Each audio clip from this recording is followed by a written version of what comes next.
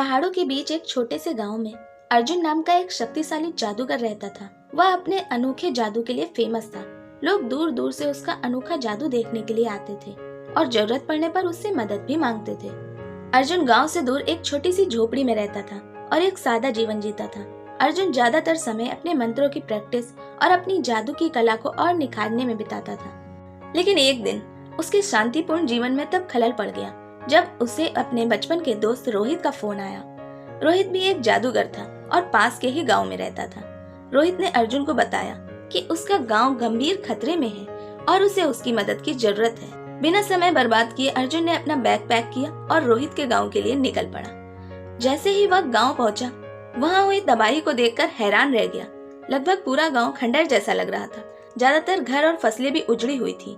लोग बहुत परेशान और दुखी थे। तब रोहित ने उसे बताया कि एक शक्तिशाली काले जादूगर ने उसके गांव पर जादू कर दिया है, जिसके कारण उसके गांव की ये हालत हो गई है।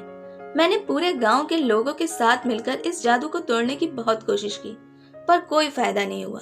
इसी कारण मैंने तुम्हें यहाँ बुलाया है, क्योंकि मैं इतना शक्तिशाली जादूगर नहीं, पर तुम जरूर हमारी कुछ मदद कर सकते हो। अर्जुन समझ गया उसे ही कुछ करना होगा, और वो भी जल्दी।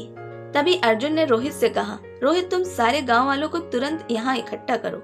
जैसे ही सब इकट्ठा हुए, अर्जुन ने सभी से कहा, आप लोग चिंता ना करें, मैं अभी अपने जादू का इस्तेमाल करके इस जादू को तोड़ने की कोशिश करता हूँ और जल्द ही सब पहले जैसा हो जाएगा। अर्जुन की बातों पर उन्हें विश्वास नहीं आ रहा था, पर उनके पास और कोई उपाय भी नहीं था।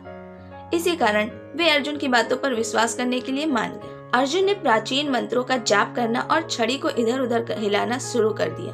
देखते ही देखते आसमान में अंधेरा छा गया और हवाएं चलने लगी, मानो अर्जुन का जादू असर होने लगा हो।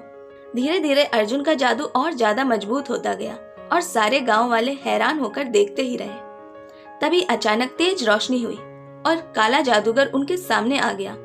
वह सब लोगों से काफी अलग और अजीब दिख रहा था। उसने अर्जुन का मजाक उड़ाते हुए कहा, इन गांव वालों ने तुम जैसे मामूली जादूगर को बुलाया है, वो भी मुझे हराने के लिए। अरे क्यों खुद को इतना संकट में डाल रहे हो? मेरी मानो यहाँ से चले जाओ।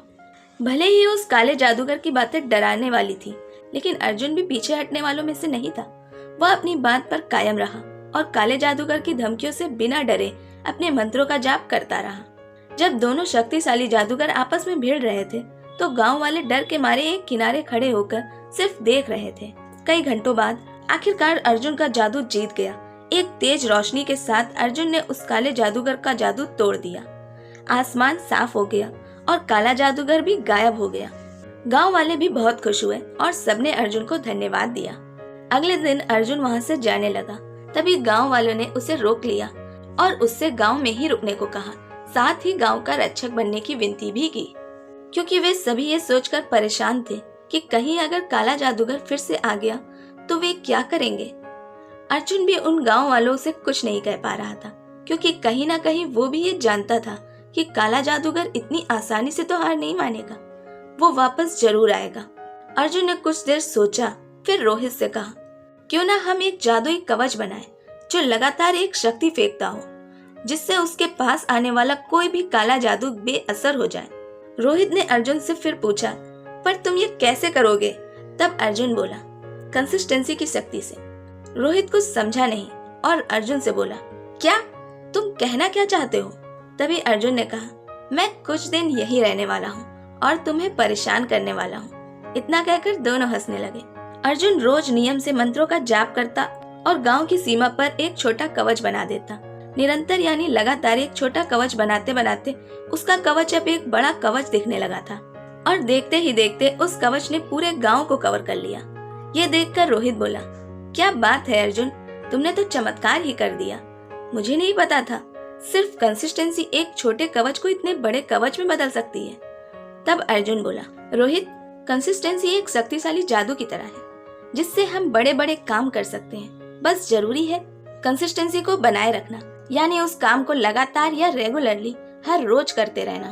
तो दोस्तों, अगर आप भी सक्सेस पाना चाहते हैं तो कंसिस्टेंसी के साथ यानी रेगुलरली अपने सक्सेस को पाने के लिए छोटे छोटे काम करते रहें और एक सक्सेसफुल पर्सन बने।